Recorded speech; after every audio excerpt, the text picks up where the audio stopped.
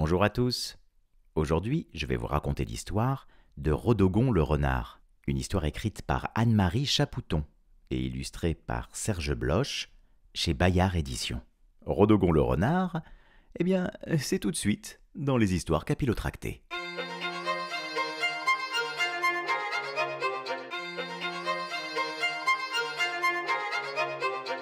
Les histoires capillotractées.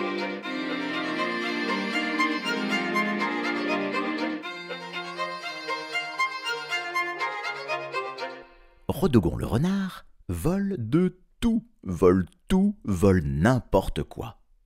Il se promène la nuit en pantalon noir avec ses lunettes lumineuses.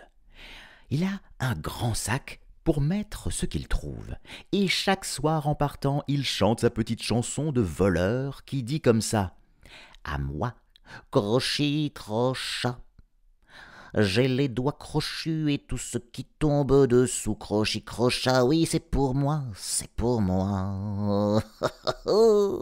Quand il commence à chanter, les lapins, les oiseaux, les grenouilles, tous les animaux s'enferment chez eux. Les pieds de Rodogon font chut, chut, chut sur le sol, parce qu'il a mis des semelles de feutre en dessous de ses souliers pour ne pas faire de bruit. Mais ça fait quand même chut, chut, chut. Et quand les animaux entendent chut, chut, chut, ils font tous brrr, brrr, brrr, parce qu'ils ont tous très peur de Rodogon le voleur. Chez lui, dans sa tanière, Rodogon a plein de choses, puisqu'il vole de tout et n'importe quoi.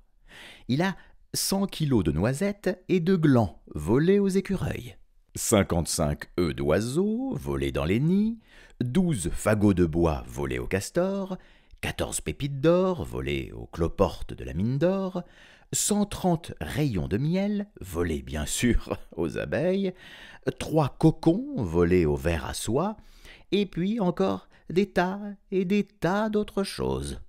Sur la porte de sa tanière, il a mis un écriteau. Ici, collection unique de Rodogon le renard. Défense d'entrée sous peine de morsure et de coups de bateau sur le cabochon. Et qu'est-ce qu'il fait de tout ça, Rodogon le renard? Rien. Enfin, presque rien. Quand il se réveille le matin, il fait le ménage de ses trésors en les essuyant avec sa queue. Puis il admire toutes ces belles choses. Il les touche.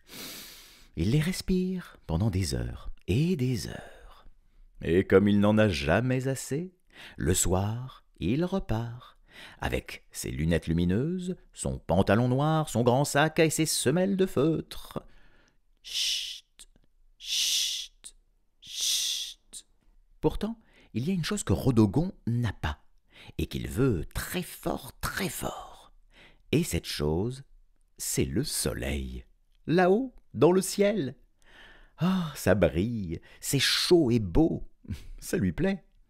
Et Rodogon attend l'occasion de voler le soleil. Et justement, un matin, le soleil a très mal dormi. Le brouillard lui a barbouillé les yeux. Alors par distraction, Monsieur le Soleil se pose un moment sur la terre, juste à côté de la tanière de maître Rodogon le renard. Au moment de remonter dans le ciel, boum! Le soleil reçoit un bon coup de massue et il s'évanouit en faisant un bruit épouvantable, comme un grand plat d'or qui dégringole d'une table. Bien sûr, c'est Rodogon qui s'est emparé de son nouveau trésor. Rodogon traîne le soleil dans sa tanière. Il ferme la porte, il roule une grosse pierre devant, puis il danse de joie en fermant les yeux et en chantant « Crochi crochat, le soleil est à moi. Oui, je suis le plus grand collectionneur de tous les voleurs, le plus grand, le plus grand, le plus grand. Oui, c'est moi, Crochi crochat. Oh. » Mais quand il ouvre ses yeux, il s'écrie « On n'y voit plus rien ici. » C'est vrai, tout est devenu noir. La vie s'est arrêtée, plus de bruit, plus rien. Rodogon va et vient, en se cognant partout, en tombant dans tous les trous. Rodogon se met à avoir peur. Il fait vraiment trop noir. Peut-être qu'il n'aurait pas dû voler le soleil. Alors, en tâtonnant, il va vers sa tanière pour libérer le soleil. Il tire la pierre. Le soleil fait craquer la porte, et quand Rodogon voit le soleil, il est tout ébloui. Il glisse, il tombe, et la grosse pierre lui passe dessus. Elle aplatit Rodogon le renard, elle le ratatine comme une galette.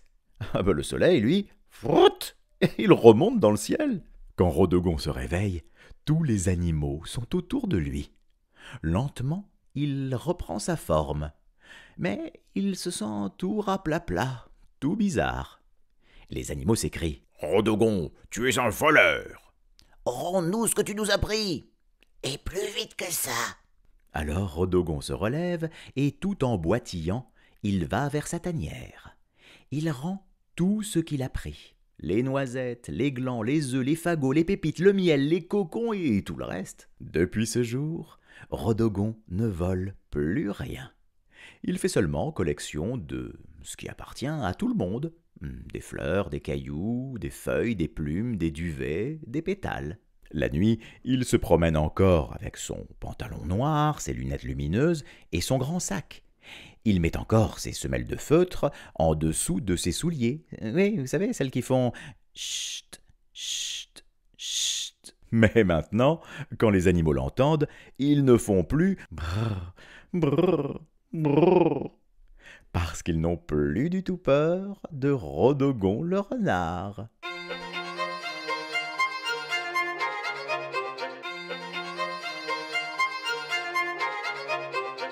Les histoires capillotractées.